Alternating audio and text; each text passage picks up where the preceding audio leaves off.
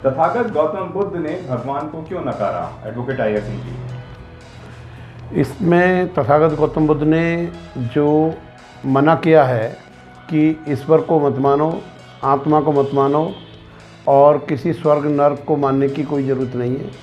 उन्होंने ईश्वर के अस्तित्व को इसलिए नकार दिया क्योंकि तथागत गौतम बुद्ध की जो प्रणाली थी, उनका जो सिस्टम था, उनका जो धम्म था, वह पूरी तरह से विज्ञानवादी था। और उस विज्ञानवादी धम्म में जिस प्रकार भगवान, आत्मा या ईश्वर की कोई भी आवश्यकता विज्ञान में नहीं होती, क्योंकि तथागत गौतम बुद्ध का जो धम्म है वो पूरी तरह से वैज्ञानिक धर्म है। उसमें भी ईश्वर के का कोई अस्तित्व नहीं है, क्योंकि तथागत गौतम बुद्ध लोगों को विज्ञानवादी बनाना चाहते हैं। वे अंधविश्वासी और रूढ़िवादी खत्म करना चाहते हैं। इसलिए तथागत गौतम बुद्ध ने हमेशा कहा कि किसी भी प्रकार के अंधविश्वास को, ऑर्थोडॉक्स सिस्टम को, सुपरस्टिशन को कोई व्यक्ति फॉलो ना करे।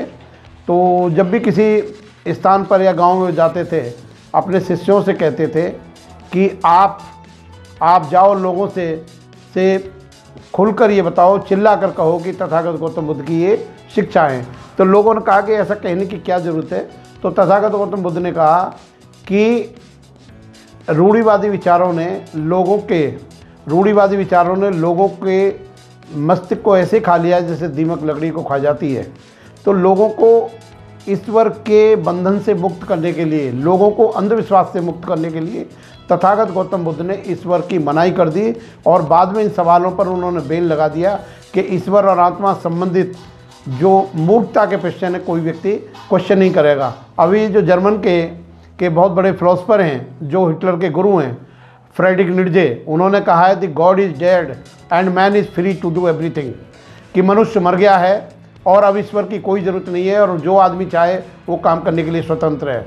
इसी संबंध में जो अपने बहुत ही why I am not a Christian नाम की जो बुक अमेरिका के बहुत ही फेमस थिंकर बेंटार्ड रसल ने लिखी है।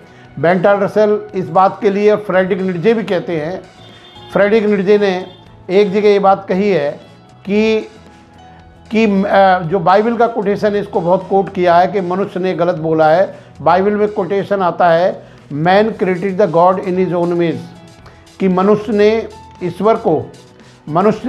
ने मनुष्य को अपनी शक्ल के अनुसार बनाया है।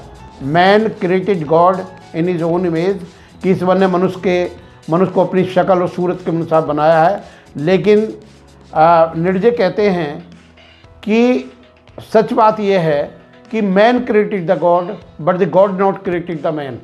मनुष्य ने ईश्वर को बनाया है, ईश्वर ने मनुष्य को नहीं बनाया। वो कहते हैं कि अफ्रीका के लोगों का लोग जो होते हैं, उनके होंठ मोटे होते हैं। जब भी वो अपने ईश्वर या देवताओं को बनाते हैं तो उनके होंठ मोटे कर देते हैं। अंग्रेज़ जब भी अपने गॉड को या अपने गॉडेस को बनाते हैं तो उनकी आंखें नीली कर देते हैं, क्योंकि उनकी आंखें नीली होती हैं। उसी प्रकार इंडिया का जो आदमी है वो अपनी नाक और शक्ल के मुताबिक ईश्वर को, हिंदू देवी देवताओं को बनाता है। इसलिए ईश्वर को बनाने वाला मनुष्य है, ना कि ईश्वर ने मनुष्य को बनाया है। इसी बात में एक फ्रेंच के बहुत बड़े फिलोसफर हैं, उनका नाम दिदरोट है। दिदरोट ने कहा है कि मेरी घड़ी में 8 बजे अगर दुनिया में कोई ईश्वर है तो ज़रा 9 बजा दे। तो विज्ञानवादी जो विचारधारा तथागत गौतम बुद्ध की है, तथागत ही उस व्यक्ति को कहते हैं जो तथ्य से अवगत कराता हो, the man who introduces you with the scientific fact. इसलिए भगवान बुद्ध ने ईश्वर से कोई कल्याण नहीं होने वाला, आत्मा से कोई कल्याण नहीं होने वाला और मानवता का कोई भी विश्वास नहीं होगा। तो भारतीय संस्कृति 2 प्रकार की संस्कृति है, एक श्रमण संस्कृति है और दूसरी जो संस्कृति है वो ब्राह्मणवाद की संस्कृति है। श्रमण संस्कृति के अंदर बुद्ध और महावीर आते हैं। बुद्ध आत्मा और ईश्वर को नहीं मानते, जबकि महावीर ईश्वर को नहीं मानते, वो आत्मा में विश्वास करते हैं। लेकिन चारवाक जो है, चारवाक की जो संस्कृति है वो बहुत पहले की है और चारवाक भी किसी भी ईश्वर आत्मा में कोई विश्वास नहीं करते। इसलिए चारवाक ने ज्ञान का जो स्रोत है उसको केवल जो हम प्रत्यक्ष आंखों से देख रहे हैं उसको ज्ञान का स्रोत माना है। तथागत गौतम बुद्ध ने ज्ञान और अनुमान 2 चीज़ों को ज्ञान का स्रोत माना, सोर्स ऑफ नॉलेज माना है। वो कहते हैं कि हम जो आंखों देख रहे हैं वो ज्ञान है अगर कहीं पर धुआं है तो वहाँ पर आग होगी। ये अनुमान, ये ज्ञान के दो स्रोत बुद्ध की फिलॉसफी में, बुद्ध के दर्शन में बताए गए हैं। जहाँ तक ईश्वर का मनुष्य के रोल है, ईश्वर का मनुष्य के जीवन में कोई हस्तक्षेप नहीं है। जब वो अपने प्रिय से आनंद को कहते हैं, क्योंकि आनंद एक ऐसा शब्द है जिसका कोई विलोम शब्द नहीं होता, वो आनंद से कहते हैं कि आनंद अप दीप भवो, अपने दीपक स्वयं बनो। कोई भी देवता, कोई ईश्वर, इस पृथ्वी पर कोई भी व्यक्ति आकर आपकी मदद नहीं करेगा। इंसान को अपनी मदद खुद करनी है। और उसे ये मतलब कहने का ये है कि आकाश की बदलियों से निकलकर कोई फरिश्ता आदमी की मदद करने के लिए, महिला या किसी इंसान की मदद करने के लिए नहीं आएगा। मदद केवल इंसान को खुद करनी पड़ेगी।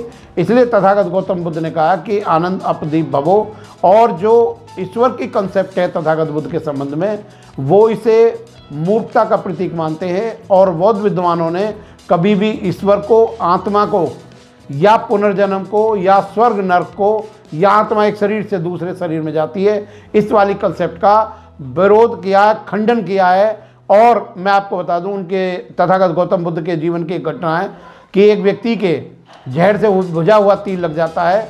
तो वो व्यक्ति कहता है कि पहले मैं ये जानना चाहता हूँ, ये तीर किसी काले रंग के आदमी ने मारा है, भूरे ने मारा है, ये तीर किसी दोस्त ने मारा, दुश्मन ने मारा है, या ये तीर किसने मारा है।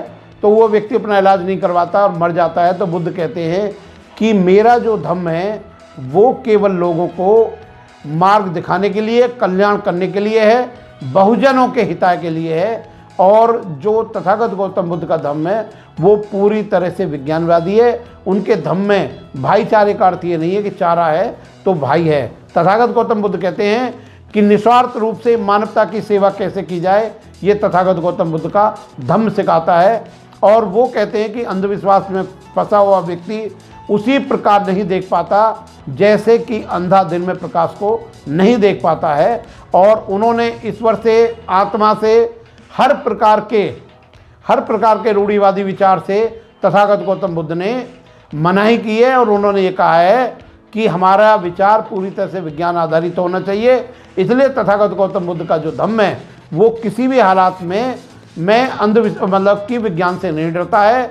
और तथागत गौतम बुद्ध का ये वचन, जिसे विज्ञान मानती है कि अगर कोई बात मैं कहता हूँ तो इसलिए मत मानो कि मैं कहता हूँ। जब तक कोई बात आपकी तर्क और बुद्धि की कसौटी पर, आपके रीजन और लॉजिक पर सही ना उतरती हो तो किसी बात को आप लोग इसलिए ना माने।